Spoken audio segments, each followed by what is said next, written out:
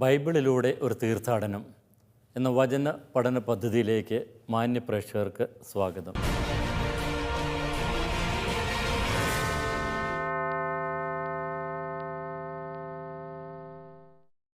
വെളിപാട് ഗ്രന്ഥത്തിലെ 15-ാം അധ്യായത്തിലൂടെയാണ് നാം ഇപ്പോൾ കടന്നുപോയിക്കൊണ്ടിരിക്കുന്നത്.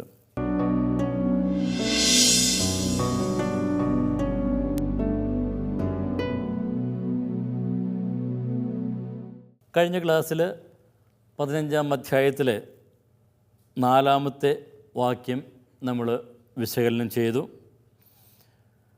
ആ വാക്യം ഒന്നുകൂടി ഞാൻ വായിക്കാം.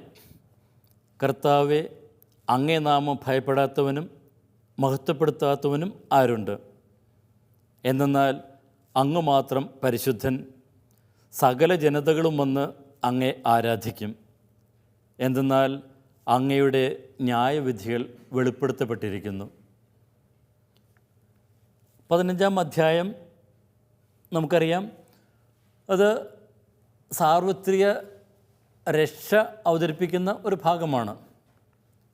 തിന്മയുടെ ശക്തികളെല്ലാം ഉന്മൂലനം ചെയ്യപ്പെടുകയും രക്ഷ യാഥാർത്ഥ്യമാവുകയും ചെയ്യുന്നതാണ് ഇവിടെ നാം കാണുക. അപ്പോൾ രക്ഷ യാഥാർത്ഥ്യമാവുക എന്ന് പറയുമ്പോൾ അത് ആരാധനാ സമൂഹത്തെ തീർച്ചയായിട്ടും ലക്ഷ്യം വയ്ക്കുന്നു. ഇനി ആരാധന സമൂഹം മാത്രമാണോ ഈ രക്ഷയിൽ പങ്കുചേരുന്നത്? ഈ 4-ാമത്തെ വാക്യത്തിൽ വളരെ മനോഹരമായിട്ട് ഇവിടെ അവതരിപ്പിക്കുന്നു. അങ്ങേ നാമം ഭയപ്പെടാത്തവനും മഹത്വപ്പെടുത്താത്തവനും ആരുണ്ട്? അപ്പോൾ ആ ഒരു ചോദ്യത്തിന്, ആ ഒരു റെറ്ററിക്കൽ ആ ഒരു ചോദ്യത്തിന് ഉത്തരം എന്താണ്? ആരുമില്ല. അപ്പോൾ എല്ലാവരും അവിടുത്തെ ഭയപ്പെടും, അവിടുത്തെ മഹത്വപ്പെടുത്തും എന്നാണ് അർത്ഥം. തുടർന്ന് പറയുന്നു, സകല ജനതകളും വന്ന് അങ്ങേ ആരാധിക്കും. അപ്പോൾ എല്ലാ ജനതകളും ദൈവത്തിങ്കിലേക്ക് തിരികെ വരും എന്നുള്ള ആ വലിയ ഒരു പ്രതീക്ഷയാണ് ഇവിടെ അവതരിപ്പിക്കുക. അതിൻ്റെ അവസാന ഭാഗം, എന്തെന്നാൽ അങ്ങയുടെ ന്യായവിധികൾ വെളിപ്പെടുത്തപ്പെട്ടിരിക്കുന്നു. ഇപ്പോൾ ദൈവത്തിൻ്റെ ന്യായവിധികൾ വെളിപ്പെടുത്തപ്പെട്ടിരിക്കുന്നു എന്നുള്ള ആ വചനം, അതിലേക്ക് നമുക്കൊന്നുകൂടി കടക്കാം. ഇപ്പോൾ ന്യായവിധി വെളിപ്പെടുത്തപ്പെട്ടിരിക്കുന്നു, അത് ആരാധന സമൂഹത്തിന് രക്ഷയും അതോടൊപ്പം തന്നെ തിന്മയുടെ ആ ശക്തിക്കെതിരെയുള്ള ദൈവത്തിൻ്റെ വിധി പ്രസ്താവവും, ഇത് രണ്ടും അവിടെ അർത്ഥമാക്കുന്നുണ്ട്. തന്നോട് കൂടെ ആയിരിക്കുന്നവരെ രക്ഷയിലേക്ക് നയിക്കുന്നു, അതോടൊപ്പം തന്നെ തിന്മയ്ക്കെതിരെ അവിടുന്ന് വിധി പ്രസ്താവിക്കുകയും ചെയ്യുന്നു. അപ്പോൾ സങ്കീർത്തനം 98 ദൈവം ജനതകളുടെ മുന്നിൽ അവിടുത്തെ നീതി വെളിപ്പെടുത്തിയെന്ന് നമ്മൾ വായിക്കുന്നുണ്ട്. അപ്പോൾ അത് പഴയ നിയമത്തിൽ പലയിടത്തും ഈ ഒരു ആശയം നമ്മൾ കാണുന്നുണ്ട്. അപ്പോൾ അവിടെ പറഞ്ഞിരിക്കുന്ന ആ ഒരു പ്രമേയം അത് കുറച്ചുകൂടി ശക്തിയായി വ്യക്തമായി ഈ വെളിപാട് ഗ്രന്ഥത്തിൽ അവതരിപ്പിക്കുന്നു. ഇപ്പോൾ കഴിഞ്ഞ ക്ലാസ്സിൽ ഞാൻ പുറപ്പാട് ചരിത്രത്തിലെ അവസാന ആ ഒരു രംഗത്തിലേക്ക് നിങ്ങളുടെ ശ്രദ്ധ ഞാൻ ക്ഷണിച്ചിരുന്നു. അപ്പോൾ അവിടെ ഇസ്രായേൽ ജനം ഈജിപ്തിൽ നിന്ന് രക്ഷപ്പെട്ട് കാനാൻ ദേശത്തേക്ക് വരുമ്പോൾ അവർ ചെങ്കടൽ കടന്നാണ് അവർ ആ രക്ഷയുടെ നാട്ടിലേക്ക് കാനാൻ ദേശത്തേക്ക് പ്രവേശിക്കുന്നത്. ഇനി ഈ ജനത്തെ പിന്തുടർന്നു വന്ന ആ ശത്രു സൈന്യമോ, അവരൊക്കെ ആ കടലിൽ അവരൊക്കെ എല്ലാം കൊല്ലപ്പെട്ടു. അപ്പോൾ തിന്മയുടെ കൂടെ നിൽക്കുന്ന ശക്തികളെല്ലാം, സൈന്യമെല്ലാം, മനുഷ്യരെല്ലാം അവിടെ നശിച്ചു പോകുന്നതാണ് അവിടെ അവതരിപ്പിക്കുന്നത്. ഇനി വെളിപാട് ഗ്രന്ഥത്തിൽ എടുത്തിരിക്കുന്ന ആശയം എന്താണ്? ഈ തിന്മയുടെ കൂടെ നിൽക്കുന്ന എല്ലാവരും നശിച്ചു പോകുമെന്നാണോ?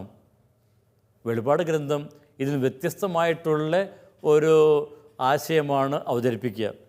ഇവിടെ ഈ ജനതകളെല്ലാം ദൈവത്തിലേക്ക് വരണം, രക്ഷ നേടണം എന്നാണ് അർത്ഥമാക്കുന്നത്.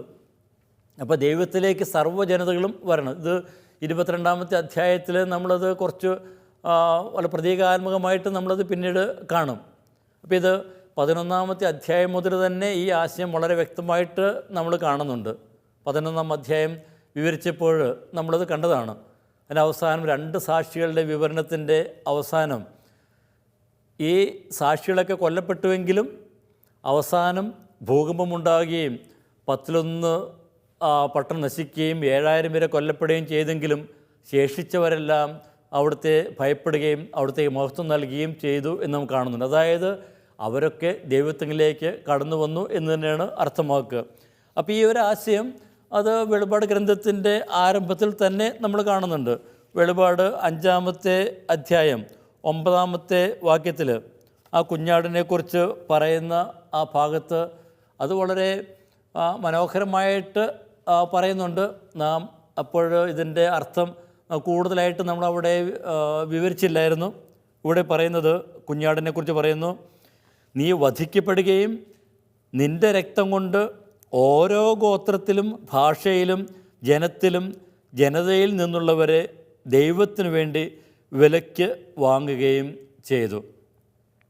അവരെ നമ്മുടെ ദൈവത്തിന് രാജ്യവും പുരോഹിതരുമാക്കി. അപ്പോൾ ഓരോ ഗോത്രത്തിലും ജനത്തിലും ജനതയിൽ നിന്നുള്ളവർ എന്ന് വെച്ചാൽ സർവ്വ ജനതകളും ദൈവത്തിങ്കിലേക്ക് തിരികെ വരും എന്നുള്ള ആ ഒരു പ്രതീക്ഷ അവിടെ കാണുന്നുണ്ട്. അപ്പോൾ രക്ഷയുടെ ഈ വാഗ്ദാനം അത് പൂർത്തീകരിക്കുന്ന ആ രംഗമാണ് ഇവിടെ അവതരിപ്പിക്കുന്നത്. അപ്പോൾ ഇത് യാഥാർത്ഥ്യമാക്കുന്ന ദൈവത്തിനുള്ള സ്തുതി കീർത്തനമാണ് നാം ഈ ഭാഗത്ത് വായിക്കുക. ഇപ്പോൾ നമ്മുടെ ചുറ്റും ചരിത്രത്തിലൂടെ നാം ഒക്കെ കണ്ണോടിക്കുമ്പോൾ നമ്മൾ കാണുന്നത് എന്താണ്? ഈ തിന്മയുടെ ശക്തികൾ ഇവിടെ എല്ലാം കൊടുമ്പിരി കൊള്ളുന്നതാണ്. അപ്പോൾ ഈ തിന്മയുടെ ശക്തികളുടെ മുന്നിൽ പലപ്പോഴും നമ്മളൊക്കെ എന്താ ചെയ്യേണ്ടതെന്ന് അറിയില്ലാതെ നമ്മളൊക്കെ ചിലപ്പോൾ ഭയപ്പാടോടുകൂടെ നിൽക്കുന്നവരായിരിക്കാം. ഇനി ഇവയൊക്കെ കീഴ്പ്പെടുത്താൻ സാധിക്കില്ലല്ലോ എന്നുള്ള ആ ഒരു ചിന്തയും നമ്മയൊക്കെ അലട്ടുന്നുണ്ടാകും. പക്ഷേ ഇവിടെ വെളിപാട് ഗ്രന്ഥകാരൻ പറഞ്ഞു വയ്ക്കുന്നു, ദൈവം മാത്രമാണ് സർവശക്തൻ, അവിടുന്നാണ് ജനതകളുടെ രാജാവ്. അപ്പോൾ അവിടുന്ന് ഈ പ്രപഞ്ചത്തെ സൃഷ്ടിച്ചു, അവിടുന്ന് തന്നെയാണ് ഈ സൃഷ്ടികളെല്ലാം പരിപാലിക്കുന്നത്. ഇനി അവിടുന്ന് തന്നെയാണ് ഈ പ്രപഞ്ചത്തിൻ്റെ സർവ്വ ജനതകളുടെയും രക്ഷിതാവ്, രക്ഷകൻ. ഇപ്പോൾ ഇവിടെ കാണുന്ന തിന്മയുടെ ശക്തികൾ അത് പല പ്രതീകങ്ങളിലൂടെ നാം ഒക്കെ കണ്ടു. മൃഗങ്ങളുടെ പ്രതീകമാണ് വളരെ നമ്മൾ കഴിഞ്ഞ അധ്യായങ്ങളിൽ നമ്മൾ കണ്ടത്. ഈ മൃഗങ്ങളുടെ വഴികളൊക്കെ വളരെ കുടിലവും വഞ്ചന നിറഞ്ഞതുമൊക്കെ ആയിരിക്കാം. പക്ഷേ എത്രമാത്രം ആ തിന്മയുടെ ശക്തികൾ പരിശ്രമിച്ചാലും ദൈവത്തിൻ്റെ ആ വാഗ്ദാനം, രക്ഷയുടെ വാഗ്ദാനം അത് പൂർണ്ണമായിട്ട് നടപ്പാകും. കാരണം ദൈവത്തിൻ്റേത് മാത്രമാണ് സത്യസന്ധമായിട്ടുള്ള വഴികൾ, അവിടുന്ന് മാത്രമാണ് നീതി യാഥാർത്ഥ്യമാക്കുന്നത്. പിന്നെ ഈ തിന്മയുടെ ആ ശക്തികളെയെല്ലാം പൂർണ്ണമായിട്ട് ഉന്മൂലനം ചെയ്യുന്നത് പിന്നീട് ഉള്ള അധ്യായങ്ങളിൽ കാണും. ഇനി 16-ാമത്തെ അധ്യായത്തിലേക്ക് വരുമ്പോൾ 7 മാരികളുടെ ആ വിവരണം വരുമ്പോൾ ഈ തിന്മയുടെ ശക്തികളെല്ലാം ഒന്നൊന്നായി ഇല്ലായ്മ ചെയ്യുന്നത് നമ്മളൊക്കെ കാണും. പിന്നീട് അവസാനം ഈ തിന്മകളുടെ ശക്തികളെല്ലാം അവസാനം സാത്താനും മരണം തന്നെയും അഗ്നിത്തടാകത്തിലേക്ക് വലിച്ചെറിയപ്പെടുന്നു. തിന്മയെല്ലാം പൂർണ്ണമായിട്ട് ഇവിടെ നിന്ന് ഉന്മൂലനം ചെയ്യപ്പെടുന്നതെല്ലാം നമ്മൾ കാണും. അതോടൊപ്പം തന്നെ ഈ തിന്മയുടെ കൂടെ നിൽക്കുന്നു എന്ന് നാം കരുതുന്നവർ അവരൊക്കെ ദൈവത്തിലേക്ക് ആകർഷിക്കപ്പെടുന്നു നമ്മൾ കാണുന്നു. അപ്പോൾ എല്ലാ ജനതകളും ദൈവത്തിലേക്ക് വരും എന്നുള്ള ആ പഴയ നിയമ പ്രതീക്ഷ അത് ഇവിടെ യാഥാർത്ഥ്യമാകുന്നു. ഞാൻ നേരത്തെ സൂചിപ്പിച്ചതുപോലെ പഴയ നിയമത്തിൽ വളരെ വ്യക്തമായിട്ട് ഈ പ്രതീക്ഷ നമ്മൾ കാണുന്നുണ്ട്. യേശയ്യാ പ്രവാചകൻ്റെ പുസ്തകത്തിലെ ആ 2-ാമത്തെ അധ്യായം നമ്മളൊന്ന് കണ്ടതാണ്. ഒന്നുകൂടി ആ ഒരു വചനത്തിലേക്ക് നമുക്കൊന്ന് കിടക്കാം. യേശയ്യാ പ്രവാചകൻ 2-ാമത്തെ അധ്യായം 2 മുതലുള്ള വാക്യങ്ങൾ. അവിടെ എല്ലാ ജനതകളും ദൈവത്തിലേക്ക് വരുന്ന ആ രക്ഷയുടെ ഒരു സുന്ദര ഒരു ലോകം അതിവിടെ വിവരിക്കുന്നുണ്ട്. അവസാന നാളുകളിൽ കർത്താവിൻ്റെ ആലയം സ്ഥിതി ചെയ്യുന്ന പർവ്വതം എല്ലാ പർവ്വതങ്ങൾക്കും മുകളിൽ ഉയർന്നു നിൽക്കും, എല്ലാ ജനതകളും അതിലേക്ക് ഒഴുകും. ഇപ്പം എല്ലാ ജനതകളും ഇനി അത് തന്നെ ഈ ആശയം തന്നെ വീണ്ടും യെശയ്യാ 66-ാമത്തെ അധ്യായം 23-ാമത്തെ വാക്യത്തിലും അല്ലെങ്കിൽ ജെറമ്യായുടെ പുസ്തകത്തിൽ 16-ാം അധ്യായം 19-ാം വാക്യത്തിലും സക്രിയയുടെ പുസ്തകത്തിൽ 8-ാം അധ്യായം 22-ാമത്തെ വാക്യത്തിലും ഒക്കെ നമ്മൾ കാണും. അപ്പോൾ തിന്മയുടെ ശക്തികൾ ഉന്മൂലനം ചെയ്യുന്നതോടൊപ്പം തന്നെ ദൈവജനം രക്ഷയിലേക്ക് കടന്നു വരുന്നു. വെളിപാടിലെ അവസാന അധ്യായങ്ങളിൽ അതുകൊണ്ട് തന്നെ ഈ ഒരു സംഘർഷം നമ്മൾ കാണുന്നുണ്ട്. ദൈവത്തിൻ്റെ ക്രോധവും ജനതകളുടെ മാനസാന്തരം തമ്മിലുള്ള സംഘർഷം. തിന്മയുടെ ഉന്മൂലനവും അതുപോലെ തന്നെ ദൈവജനത്തിൻ്റെ രക്ഷയും തമ്മിലുള്ള ആ ഒരു സംഘർഷം. അപ്പോൾ ഇവിടെ ദൈവക്രോധം എന്ന് പറയുമ്പോൾ എന്താണ് അർത്ഥമാക്കുന്നത്? ദൈവക്രോധം എന്ന് പറയുമ്പോൾ ആ തിന്മയുടെ ശക്തിക്കെതിരെയുള്ള ദൈവത്തിൻ്റെ പ്രവൃത്തികളാണ്. അതെല്ലാം തിന്മയ്ക്കെതിരെയാണ്. അപ്പോൾ ദൈവത്തിൻ്റെ ക്രോധം അത് ദൈവത്തോട് കൂടെ നിൽക്കുന്ന അവിടുത്തെ വിശ്വസ്തർക്ക് എതിരായിട്ടുള്ള അവിടുത്തെ പ്രവൃത്തിയൊന്നുമല്ല. അത് തിന്മയ്ക്കെതിരെയുള്ള ദൈവത്തിൻ്റെ പ്രവൃത്തികളാണ് അർത്ഥമാക്കുക. കാരണം ദൈവം എല്ലാവരും രക്ഷിക്കുവാനായിട്ട് ആഗ്രഹിക്കുന്നു. ദൈവനീതി എല്ലാവരുടെയും രക്ഷ ലക്ഷ്യം വയ്ക്കുന്നു. ഇപ്പോൾ വെളിപാട് ആ ഗ്രന്ഥത്തിൽ ഈ വിജയഗീതത്തിൽ തിന്മയുടെ ശക്തികളെക്കുറിച്ചുള്ള വിവരണത്തിന് ശേഷം ഈ തിന്മയുടെ ശക്തികളെല്ലാം ഉന്മൂലനം ചെയ്യപ്പെടുകയും പഴയ നിയമത്തിലുടനീളം കാണുന്ന ആ ഒരു പ്രമേയം അത് വളരെ ഗോപ്യമായിട്ട് പലയിടത്തും കാണാം. ചില പ്രവാചക വചനങ്ങളിൽ വളരെ വ്യക്തമായിട്ടൊക്കെ കാണാം. എല്ലാവരും ദൈവത്തിലേക്ക് വരുമെന്നുള്ള ആ ഒരു പ്രതീക്ഷ, ആ പ്രതീക്ഷ ഇവിടെ യാഥാർത്ഥ്യമാകുന്നത് യോഹന്നാൻ ഇവിടെ അവതരിപ്പിക്കുന്നു. അതുകൊണ്ട് തന്നെ വെളിപാട് ഗ്രന്ഥത്തിൻ്റെ ആ ഒരു പ്രത്യേകത ഒന്നുകൂടി ഞാനിവിടെ സൂചിപ്പിക്കട്ടെ.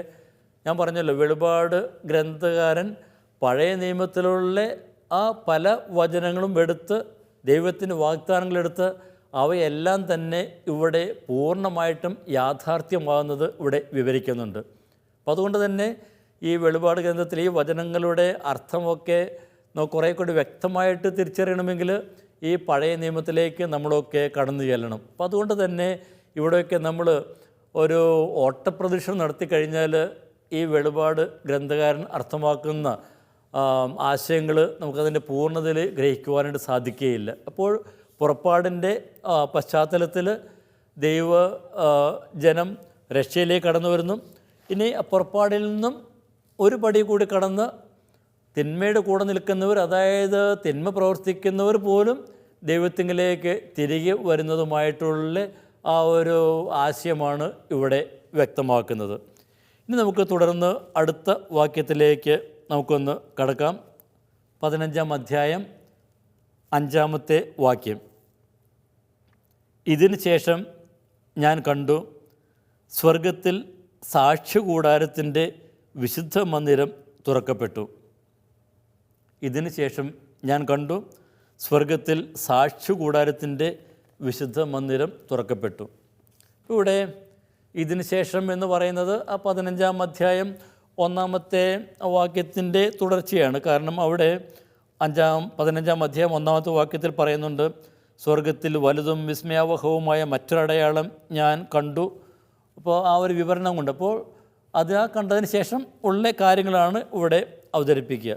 അപ്പോൾ തുടർന്ന് 2 മുതൽ 4 വരെ ഭാഗത്ത് ആ സ്വർഗീയ തലത്തിലുള്ള വിജയാഘോഷം നമ്മൾ കാണുന്നുണ്ട്. അത് 14-ാം അധ്യായത്തിലുള്ള വിധിയുടെ വിവരണത്തിൻ്റെ ഒരു സമാപനമാണ് എന്ന് നമ്മൾ കാണുന്നുണ്ട്. ഇനി ഇവിടെ പറയുന്ന ആ സാക്ഷ്യകൂടാരത്തിനെ കുറിച്ചുള്ള ആ ഒരു സൂചന, സാക്ഷ്യകൂടാരത്തിൽ വിശുദ്ധ മന്ദിരം തുറക്കപ്പെട്ടു. നാം ഇതിന് സമാനമായിട്ട് ഉള്ള ഒരു വചനം നമ്മൾ 11-ാമത്തെ അധ്യായത്തിൻ്റെ അവസാന ഭാഗത്ത് നമ്മൾ കാണുന്നുണ്ട്. അപ്പോൾ അവിടെയും സ്വർഗത്തിൽ ദേവാലയം തുറക്കപ്പെടുന്നത് നമ്മൾ കാണുന്നുണ്ട്. അപ്പോൾ അവിടെ ഒരു പ്രധാനപ്പെട്ട ഒരു ഭാഗം, വെളിപാട് ഗ്രന്ഥത്തിലെ വളരെ പ്രധാനപ്പെട്ട ഒരു ഭാഗത്തിൻ്റെ ഒരു ആമുഖമായിട്ട് 11-ാം അധ്യായം 19-ാമത്തെ വാക്യം എടുക്കാം. അതുപോലെ തന്നെ ഇവിടെ ഈ 15-ാം അധ്യായത്തിൽ 5-ാം വാക്യം വരുമ്പോഴും പിന്നെ അടുത്തൊരു പ്രധാനപ്പെട്ട ഭാഗത്തിൻ്റെ ഒരു ആമുഖം തന്നെയാണ്. അപ്പോൾ ഇത് ഈ 2 ഭാഗങ്ങളെയും തമ്മിൽ ബന്ധിപ്പിക്കുന്നെന്ന് പറയാം. അപ്പോൾ അത് വെളിപാടിലുള്ള ഒരു ശൈലിയാണ്, ഇൻ്റർലോക്കിംഗ് എന്ന് പറയും. അപ്പോൾ ഈ 2 ഭാഗങ്ങളെല്ലാം ബന്ധിപ്പിക്കുവാനായിട്ടുള്ള ആ ഒരു ശ്രമം കൂടി ഇവിടെ നടക്കുന്നുണ്ട്. അപ്പോൾ ഈ വെളിപാട് ഗ്രന്ഥത്തിൽ ഇനി വിവരിക്കാൻ പോകുന്ന കാര്യങ്ങൾ, അപ്പോൾ അത് നമ്മൾ തിരിച്ചറിയേണ്ടത് ദൈവത്തിൻ്റെ ഇടപെടലിൻ്റെ ആ ഒരു പശ്ചാത്തലത്തിലാണ്. അവിടെ നിന്ന് പ്രഖ്യാപിക്കുന്ന ആ വിധി, അതോടൊപ്പം തന്നെ ദൈവജനം അനുഭവിക്കുന്ന ആ ഒരു രക്ഷ. അപ്പോൾ വിധിയും ദൈവജനത്തിൻ്റെ രക്ഷ അല്ലെങ്കിൽ ദൈവജനത്തിൻ്റെ വിജയവും, ഇത് രണ്ടും ഇടകലർന്ന് ഇവിടെ അവതരിപ്പിക്കുന്നു. നാം വെളിപാട് ഗ്രന്ഥത്തിൽ അതിൻ്റെ വായനയിൽ നാം ശ്രദ്ധിക്കേണ്ട ഒരു പശ്ചാത്തലം അത് നാം ഓർക്കുന്നുണ്ടാകും. അതൊരു ആരാധനാ സമൂഹത്തിൻ്റെ പശ്ചാത്തലമാണ്. അപ്പോൾ ആരാധനാ സമൂഹത്തിൻ്റെ പശ്ചാത്തലത്തിൽ വേണം ഈ ഭാഗങ്ങളെയെല്ലാം നമ്മൾ വിലയിരുത്തുവാനായിട്ട്, കാണാനായിട്ട്. അപ്പോൾ അവർ തങ്ങളുടെ രക്ഷയെക്കുറിച്ച് അവർ കൂടുതൽ ബോധ്യവാന്മാരാവുകയാണ്. അവർ രക്ഷ ആഘോഷിക്കുന്നു എന്ന് വേണമെങ്കിൽ പറയാം. അതോടൊപ്പം തന്നെ മറുവശത്ത് തിന്മയ്ക്കെതിരെയുള്ള വിധി നടപ്പാക്കുകയും ചെയ്യുന്നു. ഇപ്പോൾ 11-ാം അധ്യായം 19-ാമത്തെ വാക്യത്തിൽ ദേവാലയം തുറക്കപ്പെടുന്നതും വാഗ്ദാന പേടകവും പ്രത്യക്ഷപ്പെടുന്നതും വിവരിക്കുന്നുണ്ട്. അപ്പം അതിന് സമാനമായിട്ട് വിശുദ്ധ മന്ദിരം തുറക്കപ്പെടുന്നത് ഈ ഭാഗത്ത് 15-ാം അധ്യായത്തിൽ വിവരിക്കുന്നു. ഇപ്പോൾ രണ്ടിടത്തും ഞാൻ നേരത്തെ സൂചിപ്പിച്ചതുപോലെ വെളിപാട് വിവരണത്തിലെ ഉള്ള പ്രധാനപ്പെട്ട ആ ഒരു ഭാഗം, അതിൻ്റെ ഒരു പ്രാരംഭ ഭാഗമാണ് ഈ രണ്ട് ഭാഗത്തും കാണുന്നത്. ഇനി ഇവിടെ നാം തുടർന്ന് കാണാൻ പോകുന്നത് ദൈവക്രോധത്തിൻ്റെ പ്രകടനമാണ്. അത് 3-ാമത്തെ സപ്തഗണത്തിലൂടെ ഇവിടെ അവതരിപ്പിക്കുന്നു. ക്രോധത്തിൻ്റെ 7 പാത്രങ്ങൾ. അപ്പോൾ ഈ 7 പാത്രങ്ങൾ, ക്രോധത്തിൻ്റെ 7 പാത്രങ്ങൾ അധർമ്മികളുടെ മേൽ, തിന്മ പ്രവർത്തിക്കുന്നവരുടെ മേൽ, ഈ തിന്മ നിറഞ്ഞ ലോകത്തിൻ്റെ മേൽ ചൊരിയപ്പെടുന്നതാണ് ഇവിടെ വിവരിക്കുന്നത്. ഇവിടെ മറ്റ് ഭാഗങ്ങളേക്കാൾ കൂടുതലായിട്ട് പുറപ്പാട് വിവരണത്തിൽ അതിലെ ബാധകളുടെ ആ ഒരു ചുവട് പിടിച്ചാണ് ഇവിടെയുള്ള വിവരണങ്ങളൊക്കെ നാം കാണുന്നത്. അപ്പോൾ തിന്മയുടെ ശക്തികളെയെല്ലാം, അതിൻ്റെ സംവിധാനങ്ങളെയെല്ലാം സമ്പൂർണമായി ഇല്ലായ്മ ചെയ്യാനുള്ള ദൈവത്തിൻ്റെ ഇടപെടലാണ് സർവ്വവ്യാപകമായ ഈ മഹാമാരികൾ. ഇപ്പോൾ ഇവിടെ 7 ക്രോധത്തിൻ്റെ പാത്രങ്ങൾ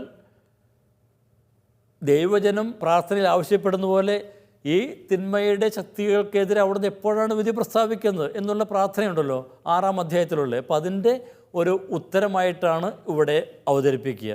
അപ്പോൾ ഈ ഉത്തരത്തിന് പ്രാരംഭമായിട്ട് പറയുന്നു, സാക്ഷ്യ കൂടാരത്തിൻ്റെ വിശുദ്ധ മന്ദിരം ഇവിടെ തുറക്കപ്പെടുന്നു. അപ്പം എന്താണ് ഈ ഒരു പ്രയോഗത്തിൻ്റെ സാങ്കത്യം, അതിൻ്റെ അർത്ഥം എന്താണ്?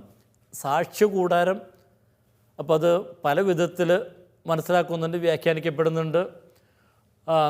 ചിലർ പറയും സാക്ഷ്യ കൂടാരത്തിൻ്റെ വിശുദ്ധ മന്ദിരം എന്ന് പറയുമ്പോൾ സാക്ഷ്യ കൂടാരമാകുന്ന വിശുദ്ധ മന്ദിരം എന്ന് നമുക്ക് മനസ്സിലാക്കാം. അപ്പോൾ ഈ സാക്ഷ്യ കൂടാരം എന്ന ആ പ്രയോഗം അത് പുറപ്പാടിലേക്കാണ് വീണ്ടും നമ്മുടെ ശ്രദ്ധ തിരിക്കുന്നത്. അപ്പോൾ സാക്ഷ്യ കൂടാരം തീർച്ചയായിട്ടും പുറപ്പാടിലെ വിവരണമായിട്ട് ബന്ധപ്പെട്ടിരിക്കുന്നു. പുറപ്പാട് പുസ്തകം 40-ാമത്തെ അധ്യായം 40:34. അപ്പോൾ ഒരു മേഘം സമാഗമ കൂടാരത്തെ ആവരണം ചെയ്തു, കർത്താവിൻ്റെ മഹത്വം കൂടാരത്തിൽ നിറഞ്ഞു നിന്നു. അപ്പോൾ ഇവിടെ സാക്ഷ്യ കൂടാരം എന്ന് പറയുമ്പോൾ പഴയ നിയമത്തിൽ പ്രധാനമായിട്ട് അർത്ഥമാക്കുന്നത് എന്താണ്? ദൈവം സന്നിഹിതമായിരിക്കുന്ന ആ ഒരു കൂടാരം, ദൈവത്തിൻ്റെ സാന്നിധ്യമുള്ള ഇടം. ഇനി അത് പഴയ നിയമത്തിൽ ദൈവവും മനുഷ്യനും തമ്മിലുള്ള ഉടമ്പടിയുടെ ഒരു പ്രതീകം കൂടിയാണ്. അപ്പോൾ ദൈവം എപ്പോഴും അവരോട് കൂടെ ഉണ്ടായിരിക്കും എന്നുള്ള ആ ഒരു വാഗ്ദാനം, അപ്പോൾ അതിൻ്റെ പ്രതീകമാണ് സാക്ഷ്യ കൂടാരം. അപ്പോൾ സാക്ഷ്യ കൂടാരത്തെക്കുറിച്ച് സൂചിപ്പിക്കുമ്പോൾ എപ്പോഴും ആ ദൈവവും മനുഷ്യനും തമ്മിലുള്ള ആ ഉടമ്പടിയിലേക്കാണ്, ആ ബന്ധത്തിലേക്കാണ് നാം ശ്രദ്ധ തിരിക്കേണ്ടത്. ഇനി ഇവിടെ സാക്ഷ്യ കൂടാരം എന്ന് പറയുമ്പോൾ അത് എങ്ങനെ മനസ്സിലാക്കാം? ഇവിടെ പല വിധത്തിൽ ചില വ്യാഖ്യാതാക്കളുടെ വ്യാഖ്യാനങ്ങൾ നൽകുന്നുണ്ട്. ഒരു കൂട്ടർ പറയും മോശ സാക്ഷ്യപേടകത്തിൽ വെച്ച 10 കൽപ്പനകളാണ് ഇവിടെ സാക്ഷ്യം സൂചിപ്പിക്കുന്നത്. ഇപ്പോൾ മോശ ആ സാക്ഷ്യ കൂടാരത്തിൽ കൽപ്പനകൾ അവിടെ വയ്ക്കുന്നുണ്ട്. ഉദാഹരണം പുറപ്പാട് പുസ്തകം നമുക്കെടുക്കാം. പുറപ്പാട് 25-ാമത്തെ അധ്യായം 21-ാമത്തെ വാക്യം. കൃപാസനം പേടകത്തിന് മുകളിൽ സ്ഥാപിക്കണം, ഞാൻ നിനക്ക് തരാൻ പോകുന്ന ഉടമ്പടി പത്രിക പേടകത്തിനുള്ളിൽ നിക്ഷേപിക്കണം. അപ്പോൾ ഈ സാക്ഷ്യ കൂടാരത്തിൽ മോശയ്ക്ക് ലഭിച്ച ആ 10 കൽപ്പനകളും ഉടമ്പടിയുടെ ഫലങ്ങൾ അത് അതിൽ നിക്ഷേപിക്കണം. അപ്പോൾ ഈ സാക്ഷ്യ കൂടാരം എന്തിൻ്റെ പ്രതീകമാണ്? ദൈവവചനത്തിൻ്റെ തന്നെ പ്രതീകമാണ്. അതുമല്ലെങ്കിൽ മറ്റു ചിലർ അത് യേശുവുമായിട്ട് ബന്ധപ്പെടുത്തി പറയും. ദൈവം യേശുക്രിസ്തുവിൽ നൽകുന്ന സാക്ഷ്യമാണ് ഇത് എന്ന് പറയുന്നു. അപ്പോൾ യേശുക്രിസ്തുവിലൂടെ ദൈവം നൽകുന്ന സാക്ഷ്യം. അപ്പോൾ ഈ സാക്ഷ്യം യഥാർത്ഥത്തിൽ അത് യേശുക്രിസ്തു ആ ദൈവത്തിൻ്റെ വാഗ്ദാനങ്ങളുടെ ഒരു പൂർത്തീകരണം തന്നെയാണ് നൽകുന്നത്. അപ്പോൾ അതുകൊണ്ട് തന്നെ ഇവിടെ രണ്ടും അതിനെ വേർതിരിച്ച് കാണേണ്ട കാര്യമൊന്നുമില്ല. അപ്പോൾ ദൈവത്തിൻ്റെ വാഗ്ദാനങ്ങൾ അത് പൂർണ്ണമായിട്ടും യാഥാർത്ഥ്യമാകുന്നത് ക്രിസ്തുവിൽ തന്നെയാണ്. അപ്പോൾ ഇവിടെ സാക്ഷ്യപീഠത്തിൻ്റെ കൂടാരം എന്ന് പറയുമ്പോൾ അത് ആത്യന്തികമായിട്ട് യേശു ക്രിസ്തുവിലേക്ക് തന്നെയാണ് നമ്മെ നയിക്കുന്നത്. ഇനി പഴയ നിയമത്തിൽ ഈ സാക്ഷ്യകൂടാരം മരുഭൂമിയിലായിരുന്നു. ഇനി ഇവിടെയാകട്ടെ ഈ വിശുദ്ധ മന്ദിരം ജെറൂസലം നഗരത്തിലാണ്. ഇപ്പോൾ സാക്ഷ്യകൂടാരം പഴയ നിയമത്തിൽ അത് ദൈവത്തിൻ്റെ സാന്നിധ്യമായ പല പ്രതീകങ്ങളിലൂടെ നാം കാണുന്നുണ്ട്. മരുഭൂമിയിലൂടെ അവരെ അനുഗമിക്കുന്നു. അതുപോലെ തന്നെ സോളമൻ്റെ ദേവാലയത്തിലും നാം അത് കാണുന്നപ്പോൾ ആ മരുഭൂമിയിലും സോളമൻ്റെ ദേവാലയത്തിലുമൊക്കെ സന്നിധനായിരിക്കുന്ന ആ ദൈവത്തിൻ്റെ ആ സാന്നിധ്യം. അപ്പോൾ ആ ദൈവത്തിൻ്റെ സാന്നിധ്യം അത് തുടർച്ചയായിട്ട് ചരിത്രത്തിലുടനീളം നമുക്ക് കാണുവാനായിട്ട് സാധിക്കും. അപ്പോൾ ആ ഒരു സാന്നിധ്യം, ആ ദൈവസാന്നിധ്യം അത് പൂർണ്ണമായിട്ടും നാം കാണുന്നത് അനുഭവിച്ചറിയുന്നത് യേശു ക്രിസ്തുവിൽ തന്നെയാണ്. അപ്പോൾ അതുകൊണ്ട് യേശു തന്നെയാണ് വിശുദ്ധ മന്ദിരം. യോഹന്നാൻ്റെ സുവിശേഷത്തിൽ അത് മനോഹരമായിട്ട് അവതരിപ്പിക്കുന്നുണ്ട്. യോഹന്നാൻ്റെ സുവിശേഷം 2-ാം അധ്യായത്തിൽ ആ 2-ാം ഭാഗത്തുള്ള ആ ദേവാലയ ശുദ്ധീകരണത്തിന് കൊടുത്തിരിക്കുന്ന ഒരാശയം തൻ്റെ ശരീരമാകുന്ന ആലയത്തെക്കുറിച്ചാണ് അവിടുന്ന് പറഞ്ഞത് എന്ന് പറയുന്നുണ്ടല്ലോ. അപ്പോൾ അവിടെ ആ യേശു തന്നെയാണ് ദൈവത്തിൻ്റെ ആലയം എന്ന് വെച്ചാൽ ദൈവം സന്നിഹിതമായിരിക്കുന്ന ആലയം അത് യേശു തന്നെയാണ്. യേശുവിൽ ദൈവത്തിൻ്റെ സാന്നിധ്യം പൂർണ്ണമായിട്ട് അനുഭവിച്ചറിയുവാനായിട്ട് സാധിക്കുന്നു. അതായത് യേശു ക്രിസ്തുവിലൂടെയാണ് ദൈവം രക്ഷയുടെ വാഗ്ദാനം പൂർത്തിയാക്കുന്നത്. ദൈവവും മനുഷ്യനുമായിട്ടുള്ള ഉടമ്പടി സമ്പൂർണ്ണമായിട്ട് യാഥാർത്ഥ്യമാകുന്നത് ക്രിസ്തുവിൽ ദൈവരാജ്യം സംസ്ഥാപിതമാകുമ്പോഴാണ്. അപ്പോൾ ഇവിടെ ആ കൂടാരം തുറക്കപ്പെട്ടു എന്ന് പറയുമ്പോൾ വീണ്ടും ആ യേശുവിലൂടെ രക്ഷ യാഥാർത്ഥ്യമാകുന്ന ആ കാര്യത്തിലേക്കാണ് നമ്മുടെ ശ്രദ്ധ തിരിയുന്നത്. ഇപ്പോൾ മഹാമാരികൾക്ക് ആമുഖമായിട്ട് വിശുദ്ധ മന്ദിരം തുറക്കപ്പെട്ടു എന്ന് പറയുമ്പോൾ അത് ഈ ഭൂമിയിൽ പൂർത്തിയാകുന്ന ഈ വിധി അത് സ്വർഗത്തിൽ നിന്ന് വരുന്നു എന്ന് നമുക്ക് കാണുവാനായിട്ട് സാധിക്കും.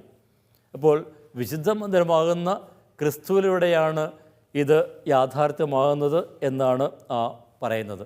അപ്പോൾ 15-ാം അധ്യായത്തിൽ നമ്മൾ പുറപ്പാട് ചരിത്രത്തിൻ്റെ ആ ഒരു പശ്ചാത്തലത്തിൽ രക്ഷ ഇവിടെ യാഥാർത്ഥ്യമാകുന്നതും അപ്പം അതിന് ദൈവത്തിന് സ്തുതിയിൽ അർപ്പിക്കുന്ന നമ്മൾ കാണുന്നു.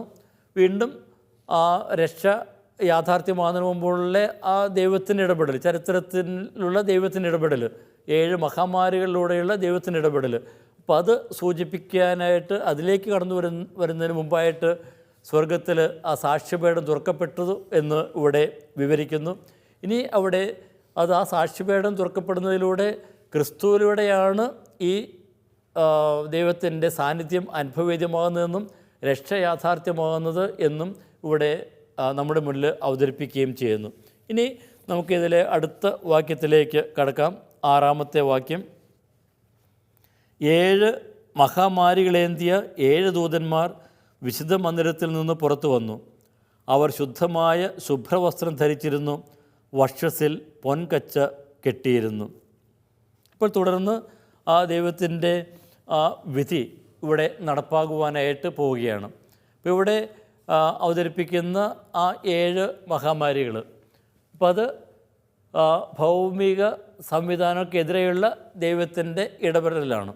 സ്വർഗത്തിൽ നിന്നുള്ള ഇടപെടൽ, സ്വർഗീയമായിട്ടുള്ള ഒരു ഇടപെടൽ.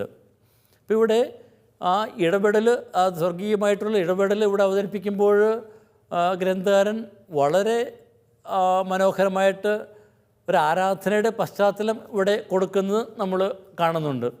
അപ്പോൾ അതുകൊണ്ട് തന്നെയാണ് ഇവിടെ ആ പുരോഹിത വസ്ത്രത്തെക്കുറിച്ചൊക്കെ പറയുന്നത്.